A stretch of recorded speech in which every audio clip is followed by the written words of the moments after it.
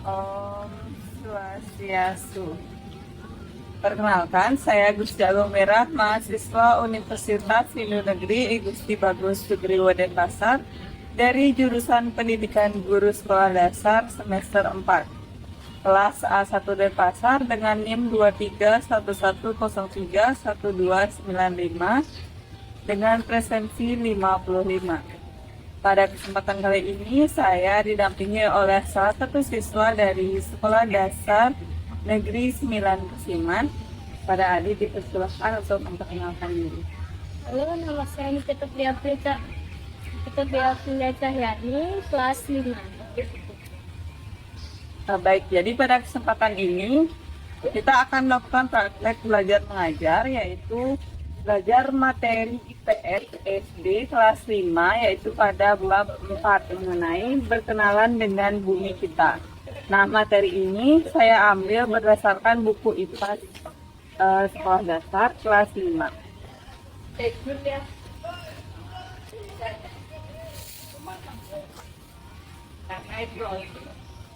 Oke, dia udah siap. Oke, pada kesempatan ini kita kan mau belajar mengenai berkenalan dengan bumi. Nah, pertama-tama pada topik A itu ada materi tentang apa saja sih yang ada di bumi kita. Nah, itu berkaitan dengan mengenal bentuk permukaan bumi. Nah, jadi di bumi itu ada 4 bagian, yaitu ada litosfer itu bagian daratan, kemudian ada hidrosfer itu bagian perairan, dan yang terakhir yang ketiga yaitu atmosfer, itu merupakan udara yang menyelimuti permukaan bumi. Nah, bagian litosfer atau bagian daratan itu ada lembah, kemudian gunung, ada dataran tinggi dan juga dataran rendah, juga ada bukit. Nah, di sini kamu bisa lihat ini merupakan gambaran permukaan bumi secara menyeluruh. Yaitu di sini ada dataran tinggi, kemudian ada pegunungan yang menjulang tinggi, kemudian ada bukit, dataran rendah, dan juga ada lembah. Selanjutnya kita bahas yang kedua, yaitu mengenai hidrosfer. Jadi hidrosfer itu bagian perairan. Nah, jadi walaupun bagian daratan di muka bumi itu luas, namun ada riset yang mengatakan bahwa 71% permukaan bumi itu tertutupi oleh air. Nah, jadi bagian hidrosfer atau bagian perairan itu ada sungai. Kemudian yang kedua itu ada danau. Danau itu merupakan bagian daratan yang tergenang oleh air. Setelah itu yang ketiga itu ada lautan. Nah, lautan itu merupakan bagian perairan yang sangat luas. Nah, yang terakhir itu ada atmosfer. Atmosfer itu seperti yang Pak jelaskan tadi, udara yang menyelimuti permukaan bumi. Nah, atmosfer itu seperti di sini gambarnya itu terdiri dari beberapa lapisan. Nah, untuk mempelajari lebih lengkap mengenai lapisannya, nah, di sini ada media tentang lapisan atmosfer bumi, yaitu mulai dari lapisan yang pertama itu troposfer, itu jaraknya 0 sampai dengan 10 km di atas permukaan bumi. Kemudian ada stratosfer. Stratosfer itu jaraknya 10 sampai dengan 30 km di atas permukaan bumi. Nah, di lapisan stratosfer ini ada yang namanya lapisan ozon. Nah, sebelumnya kamu sempat udah pernah dengar nggak sih tentang lapisan ozon? Udah. Sudah. Nah, kamu tahu nggak fungsi dari lapisan ozon itu apa? Belum tahu, Pak. Belum tahu. Jadi, lapisan ozon itu memiliki fungsi penting untuk bumi. Jadi, lapisan ozon yang berada di stratosfer itu berfungsi untuk melindungi bumi dari paparan sinar matahari yang berlebihan. Jadi, dengan adanya lapisan ozon itu terjaga dari bumi itu terjaga dari sinar matahari yang berlebih. Jadi intensitas sinar matahari yang masuk ke bumi itu bisa berkurang dan tidak terlalu kita merasakan panas di bumi. Nah, selanjutnya lapisan atmosfer yang selanjutnya ada mesosfer, itu letaknya 30 sampai dengan 50 km di atas permukaan bumi. Dan selanjutnya yaitu termosfer, itu letaknya 50 sampai dengan 400 km di atas permukaan bumi. Dan ada lapisan yang terakhir, ini adalah lapisan yang letaknya paling jauh daripada permukaan bumi, yaitu namanya exosfer. Letaknya lebih dari 400 km di atas permukaan bumi. Nah, itu tentang lapisan atmosfer bumi. Sekarang kita akan lanjut ke topik yang B. Topik yang B itu tentang bentuk permukaan bumi kita, apakah sama atau enggak sampai sekarang. Nah, jadi pada topik yang ini kita akan fokus membahas mengenai kondisi perubahan dari permukaan bumi. Dan contohnya apa aja sih permukaan bumi kita yang berubah dan penyebabnya apa, kenapa dia bisa berubah. Jadi yang pertama itu kondisi perubahan permukaan bumi, itu ada perubahan yang dari waktu ke waktu dan ada juga perubahan yang terjadi dengan cepat. Kita bahas dulu perubahan yang terjadi dari waktu ke waktu. Contohnya di daerah perkotaan kayak sekarang di Denpasar. Kalau dulu Denpasar itu kan masih banyak ya terlihat sawah-sawahnya, masih banyak lahan-lahan hijau, sedangkan sekarang itu sudah terjadi pembangunan besar-besaran. Jadi sudah merubah dari permukaan bumi kita yang awalnya hijau, lahan hijau, masih banyak sawah, sedangkan sekarang sudah menjadi bangunan gedung-gedung besar. Nah, selanjutnya kita membahas mengenai perubahan yang terjadi dengan cepat. Nah, itu contohnya adalah perubahan cuaca. Nah, sebelumnya kamu tahu nggak cuaca itu apa? Cuaca itu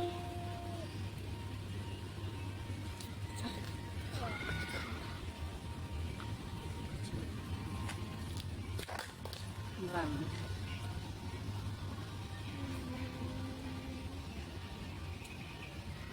Masih agak bingung? ya masih. Oke, jadi cuaca itu adalah keadaan udara di atmosfer. Nah, kamu bisa lihat tulisannya cetak terbalik ini. Jadi cuaca itu adalah udara di atmosfer pada suatu waktu tertentu dan tempat tertentu yang sifatnya tidak tetap atau sifatnya sementara dan itu bisa berubah-ubah. Nah, itulah kenapa perubahan cuaca itu disebut sebagai perubahan yang sangat cepat atau yang perubahan yang sementara. Nah, jadi perubahan cuaca itu berkaitan dengan siklus air atau siklus hidrologi. Jadi kalau siklus air itu terganggu, maka akan sangat berdampak kepada perubahan cuaca. Nah, sekarang kita lanjut ke faktor penyebab. Jadi apa sih yang bisa menyebabkan perubahan pada permukaan bumi kita? Nah, itu ada dua bagian gambar. Ada bagian yang sebelah kiri dan juga sebelah kanan. Nah, sebelah kiri ini faktor penyebab yang dari perbuatan manusia, sedangkan yang kanan itu dari faktor alam. Nah, faktor perbuatan manusia. Itu yang pertama ada pembangunan besar-besaran. Seperti yang udah kakak sampaikan tadi, jadi di Denpasar ketika dulunya ada banyak persawahan, ada banyak lahan hijau, sekarang sudah terjadi pembangunan besar-besaran. Nah, itu sangat berpengaruh sekali terhadap perubahan dari permukaan bumi kita. Selanjutnya yang kedua ada deforestasi. Kamu tahu nggak deforestasi itu apa? Belum tahu. Jadi deforestasi itu adalah ketika terjadi pembabatan hutan atau hutan yang gundul. Nah, deforestasi dilakukan oleh manusia sehingga menyebabkan terjadinya perubahan pada permukaan bumi. Nah, kamu bisa bayangkan ketika hutannya gundul, maka akan terjadi erosi. Tanahnya sudah terkikis karena tidak ada pepohonan yang menyerap ketika ada air hujan. Nah, itulah nantinya dari erosi itu tentunya mengubah dari permukaan bumi kita. Nah, yang ketiga ada pembakaran sampah plastik. Nah, tadi kan kita membahas mengenai lapisan atmosfer ini. Di lapisan atmosfer bumi tersebut ada yang namanya lapisan ozon. Nah, ketika terjadi pembakaran sampah plastik, itu menghasilkan gas yang berbahaya bagi lapisan ozon. Kenapa? Karena gas dari pembakaran sampah plastik itu sangat berbahaya. Ketika dia mengenai lapisan ozon, semakin banyak gas yang tertimbun di lapisan ozon itu bisa membuat lapisan ozon menjadi rusak, sehingga itu matahari bisa masuk ke bumi dengan intensitas yang cukup banyak, sehingga panas di bumi itu bisa sangat menyengat sekali. Nah, selanjutnya ada dari faktor alam. Nah, faktor alam juga ada 3 di sini kakak ambil, yaitu bencana tsunami. Yang pertama, tsunami. Kamu tahu nggak tsunami itu apa?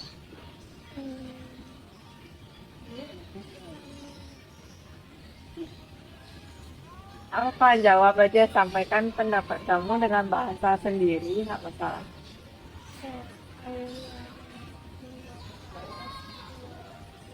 Oke. Ya. Jadi tsunami itu dikenal dengan gelombang tinggi air laut. Jadi ketika ada gelombang tinggi itu disebut dengan tsunami. Nah, ketika ada tsunami itu tentunya menyebabkan kerusakan pada permukaan bumi. Nah, tentunya juga terjadi perubahan. Seperti tsunami itu melanda di Aceh pada 2004 kalau tidak salah. Ya. Nah, itu menyebabkan kerusakan di sekitar daerah tersebut. Nah, jadi permukaan bumi pun ikut berubah. Rumah-rumah warga menjadi hancur. Itu merupakan perubahan permukaan bumi. Nah, yang kedua yaitu bencana gempa bumi. Kamu pernah nggak sih ngerasain gempa akhir-akhir ini? Oke. Nah, gempa bumi itu juga menyebabkan perubahan terhadap permukaan bumi. Nah, ketika ada gempa bumi sama seperti tsunami tadi, jadi gempa bumi itu juga menyebabkan kerusakan pada permukaan bumi, juga menyebabkan perubahan. Yang terakhir itu gunung meletus. Gunung meletus, ketika gunung itu meletus, otomatis dia mengeluarkan material-material yang itu bisa merubah permukaan bumi kita. Contohnya saja dia mengeluarkan lava, otomatis lava itu menyebar dan menyebabkan juga perubahan pada permukaan bumi. Nah, itu faktor-faktornya. Kemudian kita berlanjut pada ini ada gambaran mengenai siklus air. Tadi kan kita hanya menyinggung sedikit ya, singgung sedikit tadi tentang siklus air itu berpengaruh terhadap permukaan bumi. Ya, berpengaruh terhadap permukaan bumi, di mana itu berpengaruhnya secara langsung pada perubahan cuaca, perubahan yang terjadi secara cepat.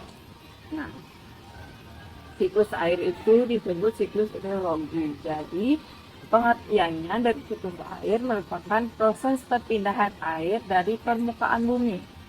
Jadi, air yang ada di permukaan bumi itu berpindah ke atmosfer dan itu terjadi secara terus-menerus. Itu kenapa dia namanya siklus. Jadi, siklus itu dia terjadi secara berulang. Ada tahapan-tahapan yang terus terjadi secara berulang-ulang. Nah, dimulai dari yang ada di permukaan bumi itu evaporasi. Yang pertama, evaporasi di mana air yang ada di bumi terkena sinar matahari dan kemudian menguap. Selanjutnya, dari uap air yang dihasilkan itu mengalami proses kondensasi. Di mana kondensasi itu dia membentuk awan. Nah, setelah membentuk awan itu ada presipitasi, di mana hujan turun akibat awan itu mengalami gesekan di udara. Nah, setelah hujan turun, maka sampai di bumi air hujan tersebut diserap ke tanah. Itu disebut proses infiltrasi. Nah, karena tidak semua air hujan itu diserap ke tanah, mungkin ada lahan yang gundul, seperti kita bahas tadi di deforestasi, lahannya gundul tidak bisa menyerap air hujan, maka air itu akan mengalir kembali ke sungai, di danau, ataupun ke laut. Nah, proses itu disebut dengan runoff.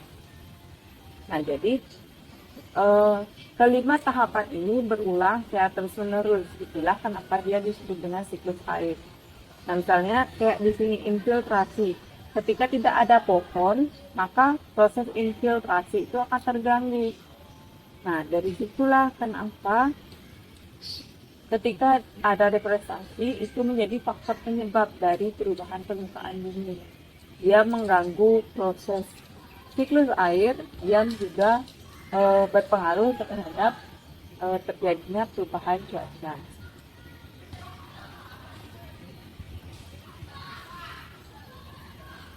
Kita lanjut ke topik yang terakhir nih. Topik yang terakhir itu berkaitan dengan bagaimana bumi kita berubah. Nah, bumi kita itu kan kayak yang kita pijak sekarang, tanahnya kan terasa padat ya. Nah, itulah kenapa orang-orang berpikir padahal bumi kita itu padat, tanah kita tidak padat, kok bisa permukaannya bisa berubah-ubah? Kan itu pertanyaan yang muncul. Nah, jadi kayak yang udah kita bahas tadi tentang faktor penyebabnya, ada dari alam itu ada bencana gempa bumi, tsunami, dan juga gunung meletus. Nah, itu ketiga bencana alam ini terjadi akibat pergerakan lempeng bumi. Nah, itu yang akan kita bahas juga mengenai permukaan bumi yang berubah. Jadi dari ketiga bencana alam ini itu menyebabkan perubahan pada permukaan bumi. Nah, misalnya saya contoh, ketika gunung di Tambora itu meletus, awalnya tinggi gunung itu ada 4.200 meter. Nah, setelah dia meletus, terjadi bencana alam gunung meletus, itu tingginya berubah menjadi hanya 2.800 meter. Nah, itulah yang menunjukkan bahwa terjadi perubahan permukaan bumi akibat bencana alam tersebut. Nah, selain bencana alam ini terjadi akibat pergerakan lempeng bumi, itu juga akibat adanya arus konveksi. Nah, arus konveksi itu akan kita bahas di struktur bumi. Nah, ini teori yang terakhir yaitu struktur bumi. Sebelum kita lanjut bahas arus konveksi, kita bahas dulu apa aja sih struktur bumi kita. Nah, di sini kamu bisa lihat ada yang warna kuning ini, yang paling tengah itu disebut dengan inti dalam. Nah, selanjutnya yang bagian luar ini, cincinnya itu disebut dengan inti luar. Kemudian yang berwarna orange kemerahan ini itu adalah mantel bumi. Kemudian yang berwarna biru dan hijau ini, bagian lapisan paling luar, itu disebut dengan kerak bumi. Itu 4 dari lapisan bumi. Nah, selanjutnya kita bahas kenapa bisa ada perubahan, atau kenapa sih bumi kita itu bisa berubah-ubah itu permukaannya. Nah, itu juga berkaitan dengan pergerakan lempeng tadi. Nah, jadi inti bumi itu memiliki suhu 5.400 derajat Celcius. Itu 54 kali lebih panas daripada air mendidih. Jadi benda apapun yang ada di sekitar inti bumi itu akan meleleh. Nah, namun karena jarak dari mantel bumi dan juga permukaan bumi itu lumayan jauh, cukup jauh, jadi permukaan bumi itu menjadi keras. Makanya kita bilang bahwa tanah yang kita pijak itu terasa keras dan padat. Nah, itulah kenapa dia itu keras, karena letaknya jauh dari inti bumi. Nah, ketika cairan dipanaskan, maka cairan itu akan terus bergerak karena adanya arus konveksi yang kita bahas tadi. Arus konveksi atau perpindahan kalor pada cairan. Nah, akibatnya bagian padat pada permukaan bumi itu akan ikut bergerak. Nah, tadi kan kita bahas bahwa isi luar itu berwujud cair, sedangkan permukaan bumi kita itu padat. Nah, kenapa yang padat ini bisa ikut bergerak?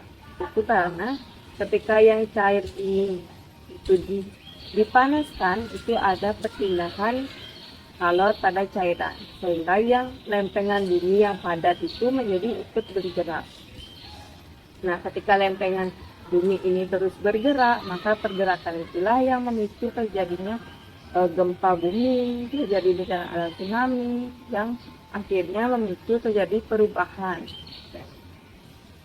Nah, dari pembahasan itu mungkin kamu ada yang mau ditanyakan dulu. Tidak. Oke.